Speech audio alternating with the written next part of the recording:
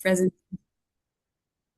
It's actually the first time that I'm presenting about my program to anybody because it's very much a program that is in construction. It's very, very recent. So I hope that you can take away some good things from it. Give me just 1 second while I share my slides. And please, everybody, let me know if you can see them. Looks good. Okay, perfect. And you have them in full screen, right? Yeah. Okay, great.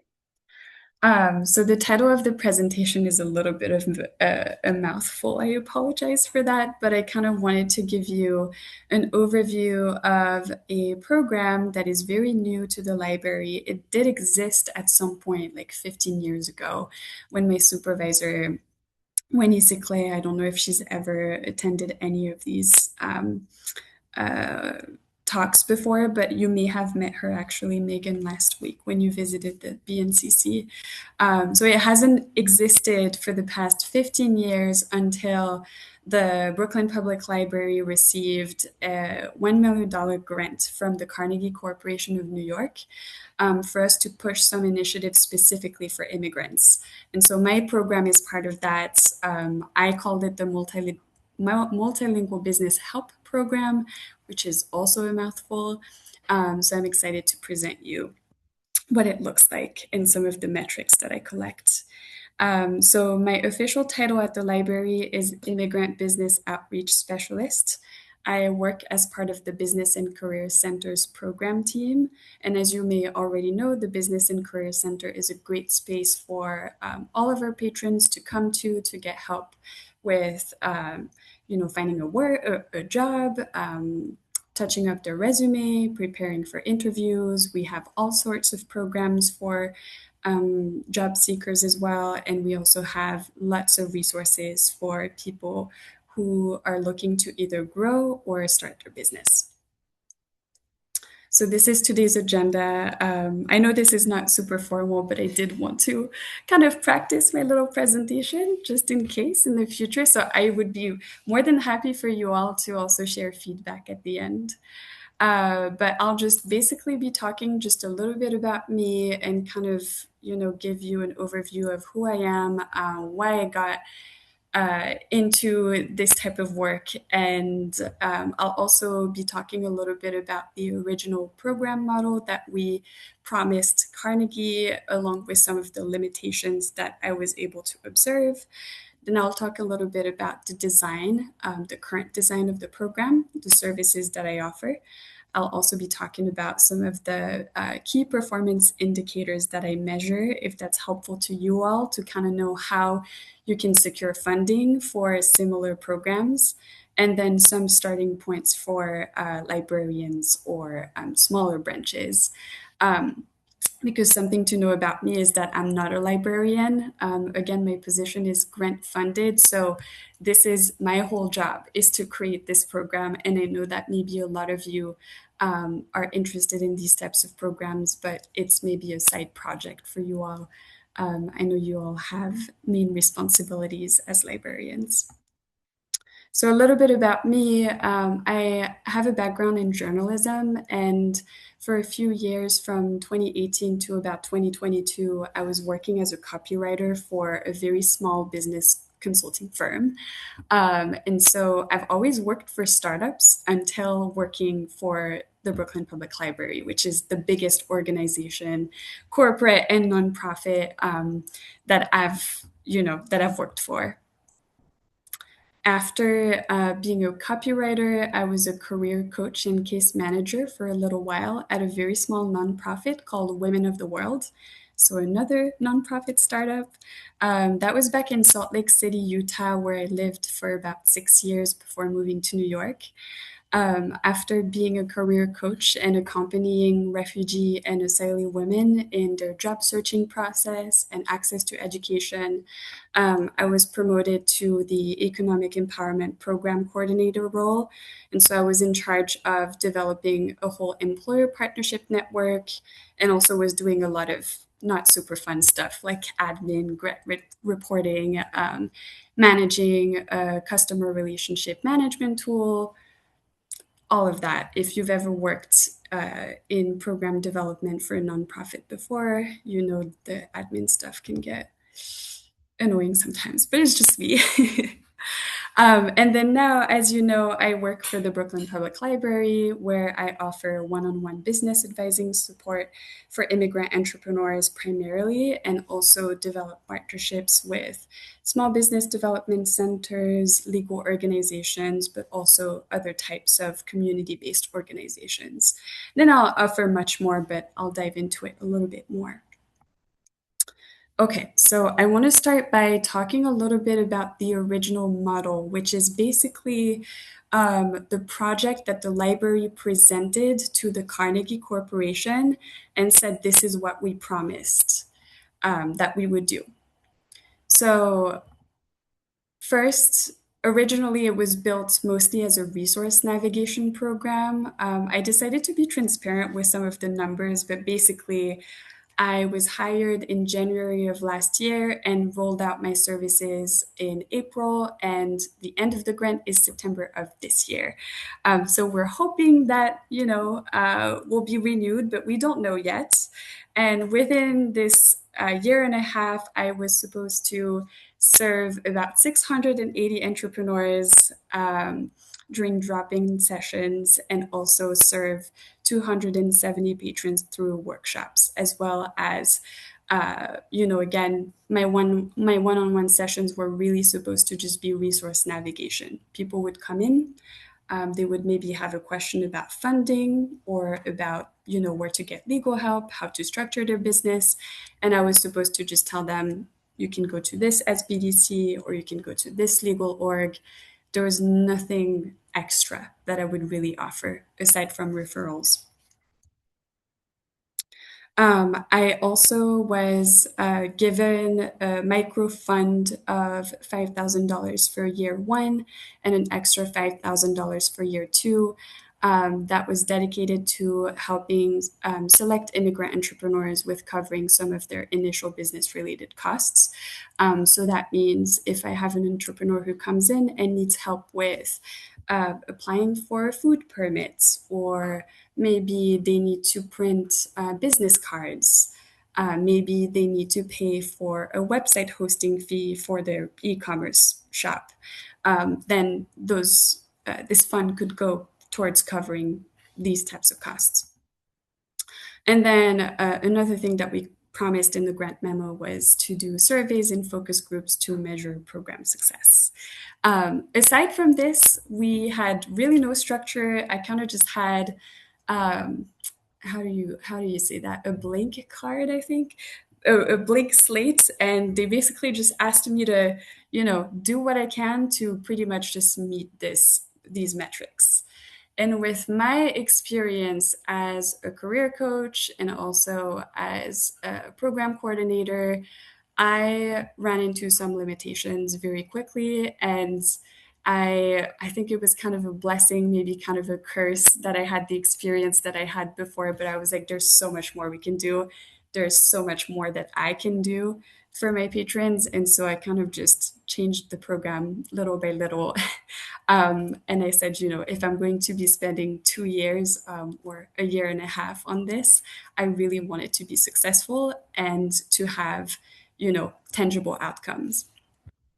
So through surveying and observations after the first couple of months, these are the things that I kind of noticed and that maybe you can relate to.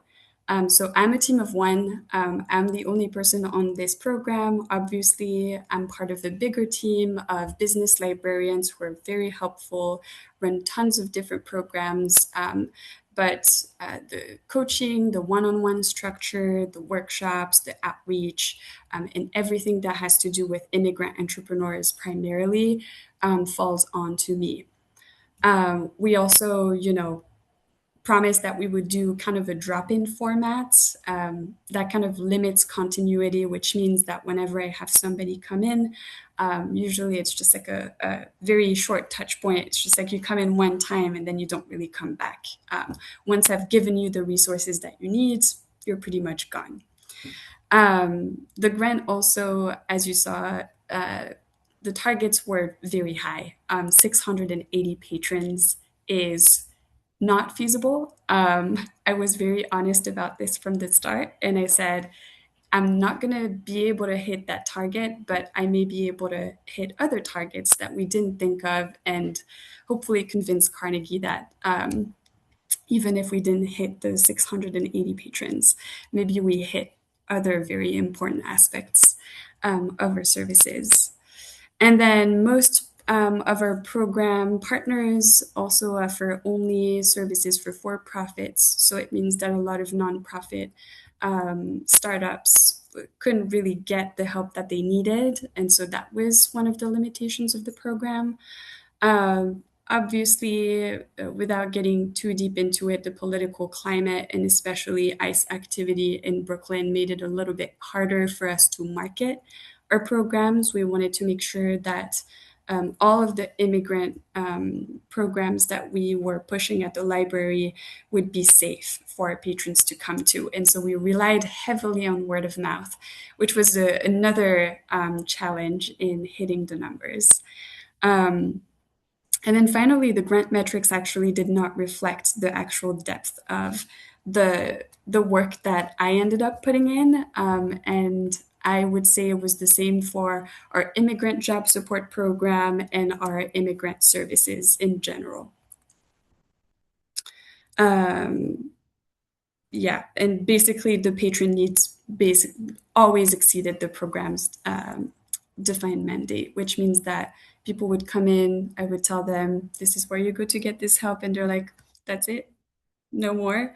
Are you actually going to help me plan my business? Are you actually going to help me with, navigating all those resources? Can I see you again?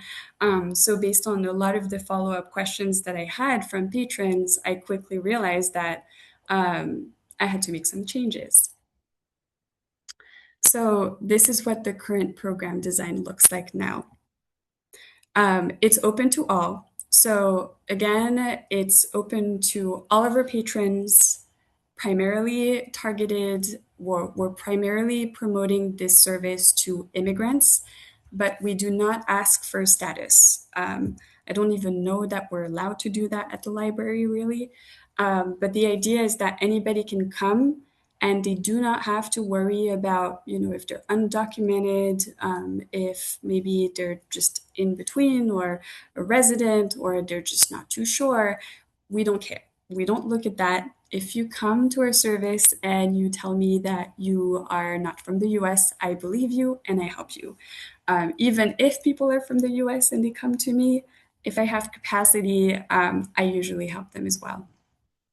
So patrons can come in and attend my in-person drop-in sessions, but on my flyers, I also have my personal contact, my work contact information, so people can actually reach out to me to schedule sessions in advance, or they can also submit a virtual form if they'd like, and they can remain anonymous that way and still get the information that they'd like to get to help them start their business. The program is also designed to serve multilingual individuals. So I am French, so I speak French and I speak what I call survival Spanish, but it's enough for me to take actual sessions in Spanish. And if I do not speak my other patrons' languages, we usually have interpreters available through a language line. Sometimes people come with their own interpreters, with their kids or friends, so that works as well. And then obviously it's a system-wide service. So I meet the patrons where they are. So if I have a free day on Monday or a free day on Tuesday and somebody wants to see me and they're, on the opposite side of Brooklyn, I'll try to go and meet them if I can. So some of the core services of the program are one-on-ones. I've been spending a lot of time kind of building up to that, but during my one-on-ones, basically I sit down with my patrons. We kind of just do an assessment of the stage that they're at. And then I kind of try to create a tailored roadmap. So, for example, if I have somebody come in and they want to build a restaurant, and they already have a business plan, I'll kind of tell them where they can go from there. And then I help them navigate all the free resources that we have in New York for small business entrepreneurs. That's one of the perks of living here. I also can help them create a business model, do market research. Our business librarians do market research a lot better than I do, so sometimes I'll actually hand them off to them. I can also do very simple things like marketing strategies. I also used to build websites, so that's a personal skill of mine that I can help with, finding suppliers, etc. And the other core service is to expand workshops. So maybe this is more of a really relatable activity that branches can easily do or librarians can easily do. So I just partner with different small business organizations or SBDCs, small business development centers, to bring workshops on business planning, financial projections, funding, etc., in multiple languages if I can. More services include the micro grant I talked to you all about earlier. So the $5,000, I decided to kind of break it into $200 Amex gift cards to help cover some of those initial costs. I also have my own little work phone here where I have WhatsApp. I have language specific WhatsApp groups, and I also have Telegram. And I also secured some extra funding through like an internal competition where I just decided to create a marketing strategy scholarship. Don't need to expand on that, but these are some extra things that I've been working on. All right, so I promise I'm almost done. So this is the part where I kind of talk about how I measure the performance of my program. So I don't know if you're very familiar with Airtable, but I basically created like a custom or like a tailored customer relationship management tool using Airtable. And basically, I use Airtable as a centralized dashboard. So I track everything. I track each session that I have with a patron, the type of session, all of my interactions. I also have surveys on Airtable, so you can create forms. It's kind of like an advanced Excel if you're not very familiar with it. So you can create forms, and when you get information sent to you via the form, it automatically goes into Airtable, and you can do whatever you want with that data. So I usually make nice little reports. And then one of the perks also of Airtable, and specifically of the enterprise version of Airtable, which we're lucky to have at Brooklyn Public Library, is that the data is ours, which means that, for example, one of the problematics of starting this program is we were thinking of, if ICE comes into the library, are they going to be able to look at everything and just seize everything that they'd like? It would be a lot harder for them to get into our programs if you have the enterprise version or our database. Um, and as I said earlier, patrons can also remain fully anonymous, which is useful for the ones who really don't want to share anything about themselves because they're scared. So some of the performance indicators, this is very corporate talk, I'm so sorry. But this is a page on what to track when numbers alone don't fully capture a program's impact. So I collect some quantitative data, again, like all the interactions, patron demographics, if they feel like sharing their business stage, the type of industry that they're a part of, the types of meetings, the time that I spent in sessions, the different types of topics. I even have subtopics but I kind of went crazy with the with my Airtable and any referrals between programs. So sometimes I'll refer some of my patrons to my immigrant job support colleague, and vice versa. And then I also collect qualitative data through surveys after sessions. We also have to do an annual focus group, and I also usually take case notes. So I kind of just detail some of the actions that we take during sessions, after sessions, and then I follow up with my patrons a lot via email. But again, I have time to do that because it's my whole job.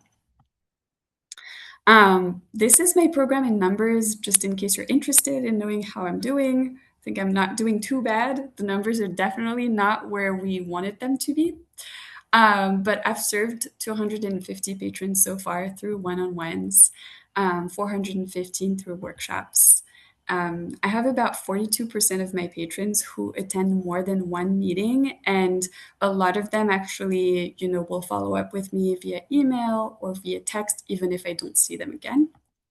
I spend on average about an hour in meetings with people, so they're usually pretty long. I've been to 13 branches so far, which is not that many because we have so many in Brooklyn. We have 60 branches, I believe, or 62. Some of them are closed. My patrons come from 44 different countries, which is really cool. And in total, I've completed 647 interactions. So this is how crazy it gets. I just track the emails, the texts, the types, the one-on-one meetings, the WhatsApp group text, and everything. So this is how much I interact with my patrons every day. And I have about 40% of my patrons who speak languages other than English. And that was it for the numbers. I have many more, but I figured these were the numbers that were maybe the most interesting for you to see. And I, again, collect and I'm able to get all of these numbers thanks to Airtable. Um, and if you're curious about it, I could show you what my dashboard looks like, but you don't necessarily need to do that right now. And this is one of the last slides. So it's just if you wanted to get started in your own branch, or if you're currently structuring a similar program, but you obviously don't have the capacity or the funding that I do to create everything that I've done so far. Um, I think hosting your local small business development center at your branch weekly or monthly can be really useful. So this is something that the Brooklyn Public Library's Business and Career Center was already doing before I came in. So we have this SBDC from Pace University that comes in every Thursday. They stay there for a whole day, and people can just come into the library and meet with them. Usually, patrons have to book a consultation or make an appointment, schedule an appointment with them. But I think that's an easy way that you can probably get small business services, tangible small business services in your own branch without transforming yourself into like an actual business coach. And then the other one is maybe you can start tracking some metrics if you ever were able to secure future funding. I don't know if branches are supposed to do that, but I know some branches in Brooklyn, they're able to get specific funding for their own branch through uh, their own little local governments, for example. And so if you can start tracking things in Airtable, but Excel works just as well. The types and categories of questions you get while on desk, which I'm sure you probably already do. The languages that are spoken, especially if you're looking to build a program for immigrants. And if you used interpretation and the type of tools that you used for interpretation, any referrals that you've made and to which organizations. And if you can find a way to kind of track anonymously the patrons who come back for more questions, that could be helpful, when applying for funding or for a small grant. Um, I have this conclusion slide. I don't know what the conclusion was going to be, but I just hope you enjoyed this presentation. Again, this was my first time presenting about my program because it's so new and because I kind of just keep working on it.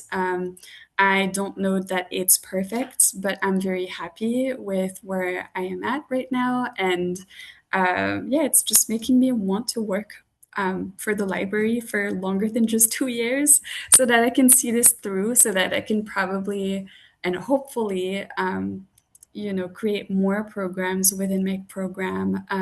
One of the ideas that I have is to replicate this business plan competition that we plan every year at the Brooklyn Public Library called Power Up. I would like to replicate it specifically for the Latino community, but then later for the Francophone community, for the Eastern European community. So this is one of the bigger long-term projects that I have. So thank you again for listening and having me today. If you ever wanted to contact me with questions, you can contact me here. Yeah, I don't know if you guys have any questions. I would take any if you have them or any feedback. Thank you so much. Um, yeah, I would love for if people have questions to put them in the chat or feel free to come off mute and share. It looks like Yolanda just put a question there, Yael. Does BPL have policies about how staff use WhatsApp, Telegram, etc., or do you use a personal account? That's a great question. So we don't have a policy per se, at least not that I know of.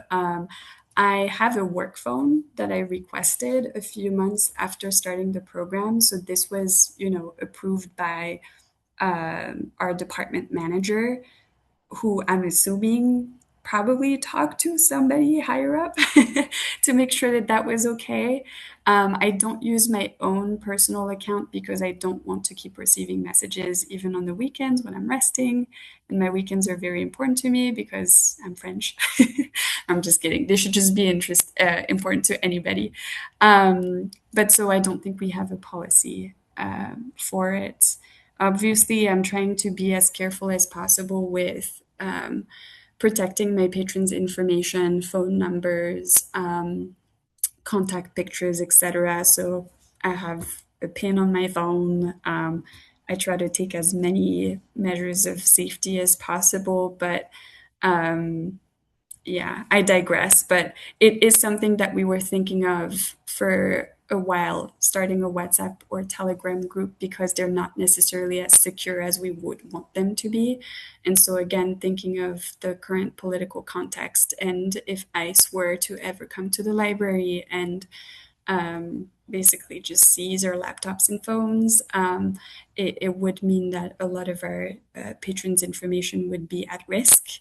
But we don't have a policy for it. So I guess we're kind of taking a risk with that, but just being as careful as we can. Do you have a number of initial business starts based on the? Yeah, so I do. I have,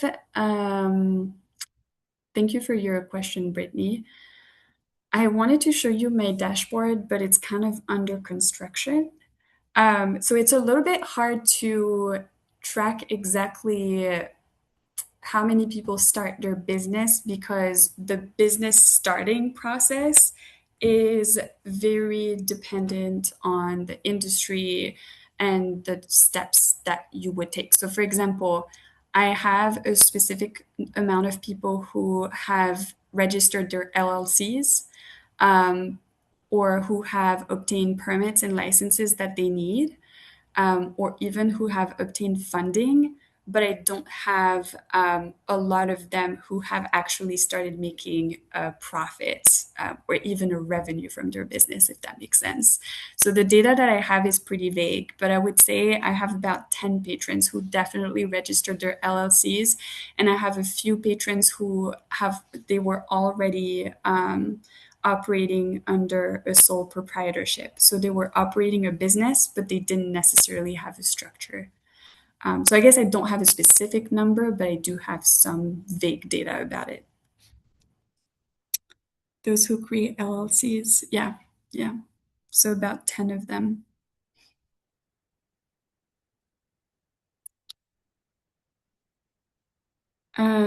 Yolanda, the multilingual program is offered in person and or virtually. It really depends on the patron. So again, if anybody is, you know, there are specific regions of Brooklyn where I go to weekly. So I have 4 branches that I go to regularly. Some of them, patrons are a little bit more scared to come in person. So I'm much more likely to get messages from them on WhatsApp or requests to meet virtually. And there are branches and areas of Brooklyn where I go where my program is very well attended and people just don't have. So I just decided to adapt and I meet people based on what their preference is.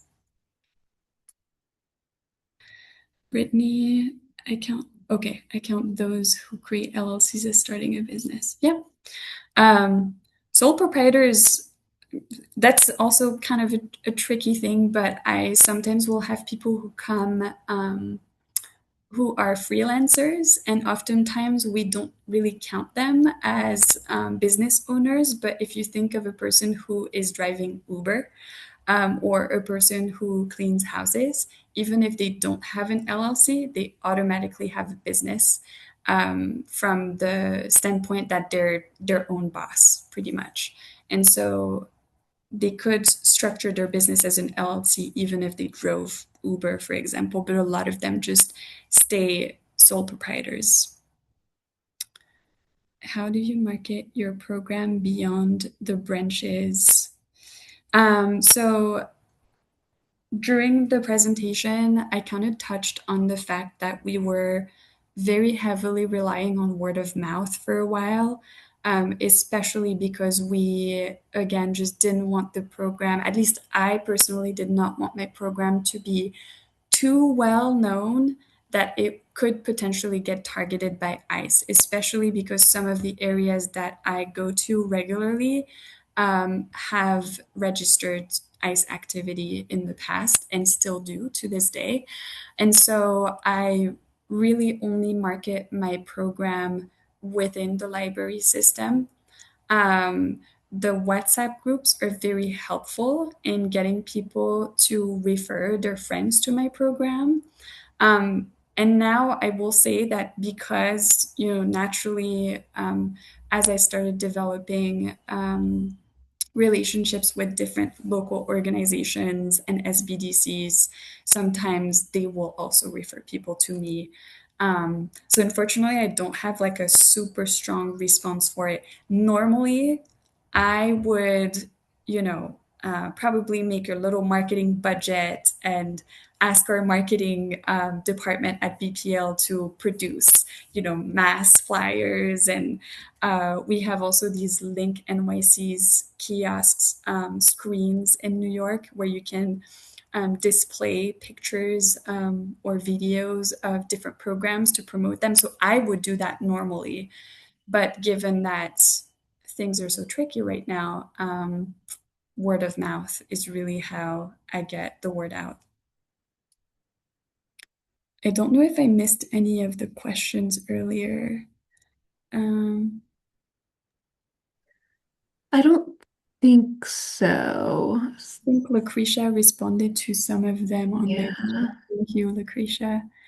And yeah, that was it, I believe.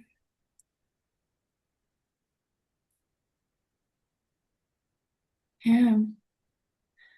Thank you all for your questions. Yeah, I hope this was an interesting presentation for you all.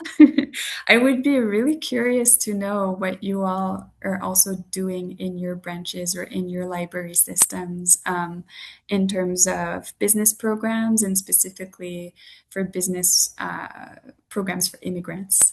Um, I don't know if anybody would like to come off mute and kind of talk about what they do, or we can also just connect.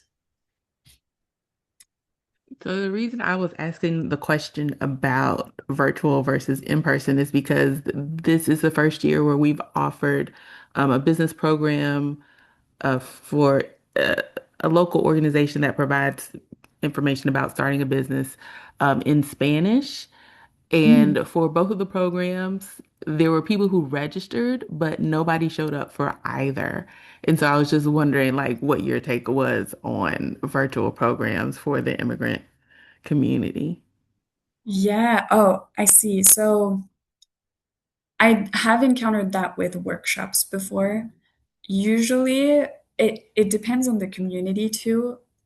If I promote a program in Spanish to Latino entrepreneurs, I usually ask for their phone numbers primarily and make the option for them to give us emails optional because they mostly are reactive and they'll actually respond to WhatsApp texts, for example, and I follow up with them. I usually just go into my list of registrants and then I just send them, a personal texts. Sometimes it goes that far where I'm like, "Hi, nice to meet you." I kind of introduce myself a little bit to establish rapport. I feel like sometimes if they don't know who you are or they don't have enough details, the idea of attending a workshop sounds enticing, but I think maybe there's more of a fear factor and anxiety around actually attending the workshop, and so they end up not doing it. But if you go that extra step to introduce yourself and kind of build that connection with them, I think it's helpful. Thanks. You're welcome. Kenneth, do you all have any immigrant business programming going on right now?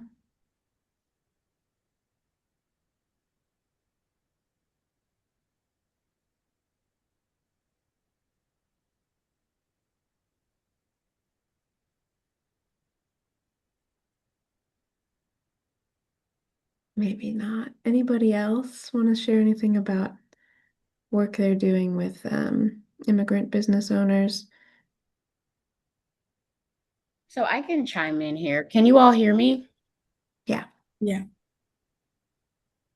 Um, Thank you so much for the presentation. Is it Yael?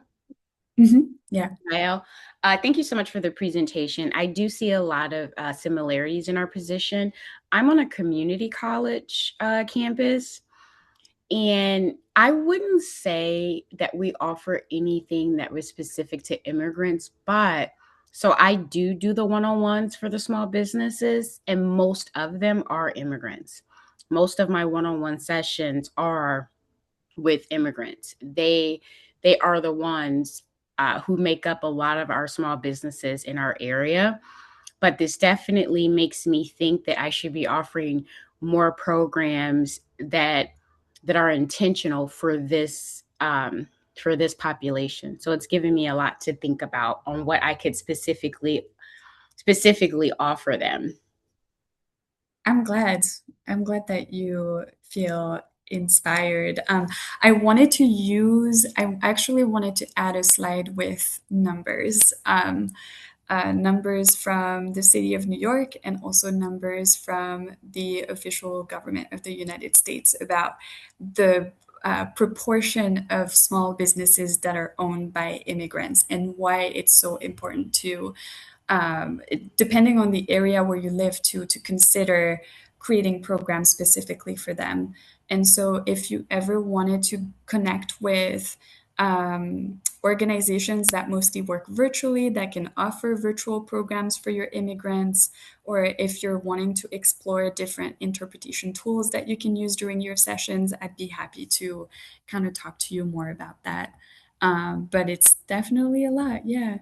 Kat also said they have a huge immigrant community where they are, and you're not reaching them yet. It is a lot of work, though, I have to say. I feel like I do have a facility with the Francophone community naturally, but it has taken me a little bit more work and a little bit more time to connect with other communities, such as like the Latino community, the Russian community, and many more. There is a link to the programs and workshops that I offer. I will send that to you right now. In the meantime, I don't know if anybody else has questions. Otherwise, thank you all for being engaged. I'm glad that I could chat a little bit about what I do. Thank you. Yeah, thank you so much. Yeah, any final questions from anybody?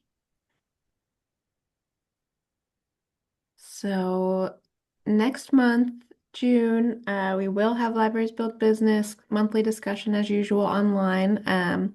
Layli from the Iranian Public Libraries Foundation has rescheduled her presentation. If you remember, she was supposed to come in the spring, but obviously they face a number of challenges right now in Iran. But her campus's internet has been restored, so she's planning to present to us about building business through public libraries in Iran, which I'm very excited about. That's in June. July, we will take a summer break, so no program from Libraries Build Business, and then we'll come back in August. And of course, I will send you all of this in email and on Slack. Keep up to date on the Slack. I will post all of those brass sessions as well as some of the other business sessions happening at ALA Annual. I hope to see many of you there. That will be a lot of fun. So definitely keep an eye there because we'll announce the online meetings as well as all of the stuff happening at Annual in person next month. Um, so yeah. Anything else? Anybody else have questions, comments, announcements, updates before we sign off today?